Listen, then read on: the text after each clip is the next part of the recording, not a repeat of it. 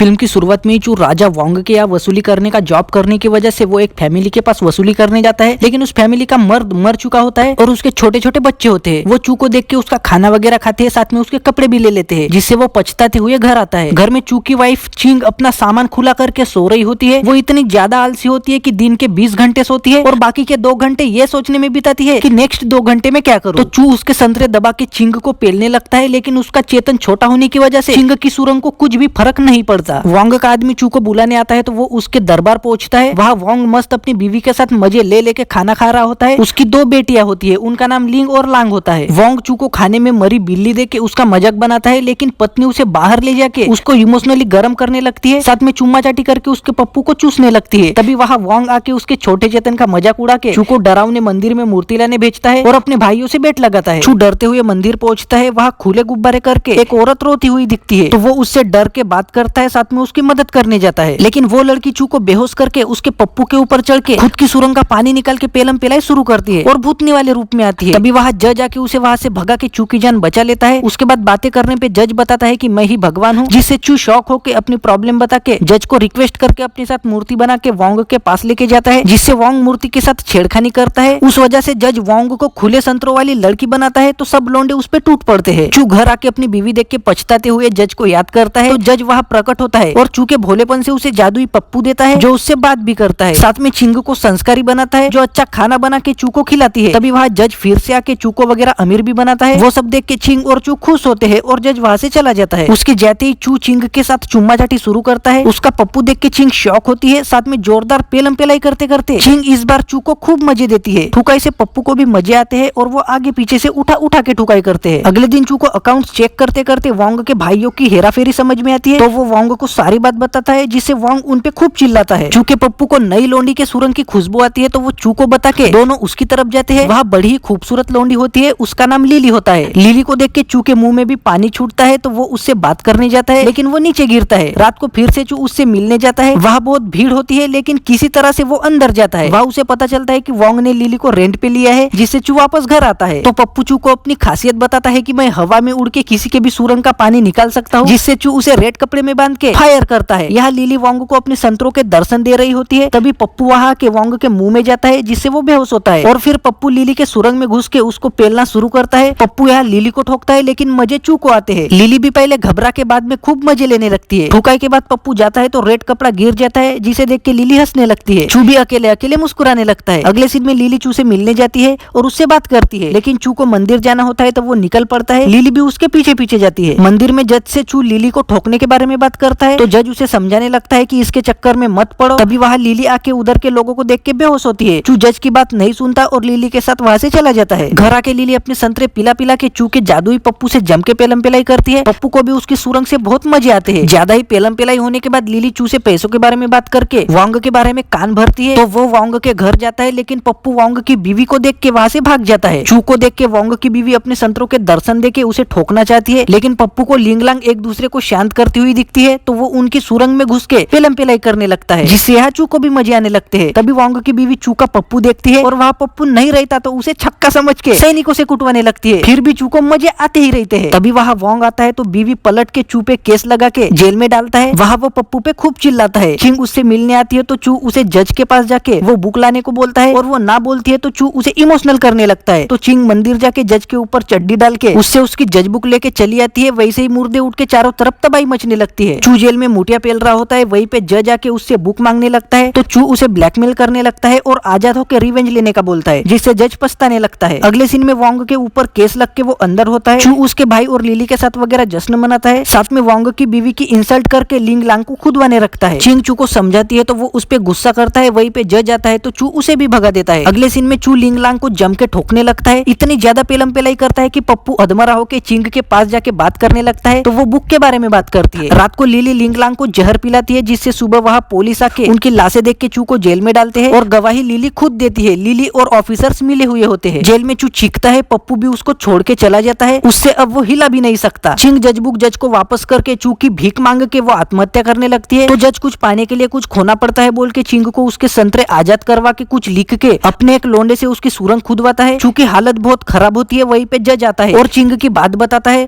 तो चू उससे पप्पू मांगता है। ऑफिसर लिली को पेलता है, लेकिन उसकी उसकी प्यास नहीं बुझती। तो वो नहाते नहाते हाथों से ही खुद को शांत करा रही होती है। तभी वहाँ पप्पू आके उसकी सुरंग में जाके आधा मजा देके वहाँ से भाग जाता है, जिससे लिली उतावली होकर चू से मिलने जेल में जाती है और अपने गुब्बारे आजाद करके ठुकवाने के लिए रेडी होके चू का पप्पू देखती है। उसका पप्पू देख के लिली की फट जाती है, क्योंकि इस बार राक्षस का पप्पू होता है। और फिर चू उस राक्षसी पप्पू से लिली को उठा उठा के मरते दम तक ठोकता है। लिली के मरने के बाद चू और चिंग जज से माफी मांगते हैं। जज उन्हें माफ करके जीवन दान देता है। अगले सीन में गोल गोल घूम के चू अपने पुराने घर में होता है। उसके आलसी बीवी को देख के चू खुश होता है और मूर्ति के पास जाके हाथ जोड़ता है। वहीं पे उसे जादुई पप्पू दिखता है। उसे देख के चू खुश होता है और यहीं पे कहानी का अंत होता है। सो गाइस, आई होप आपको ये वाली कहानी पसंद आई होगी। अब वीडियो को लाइक करके चैनल को सब्सक्राइब जरूर कर देना।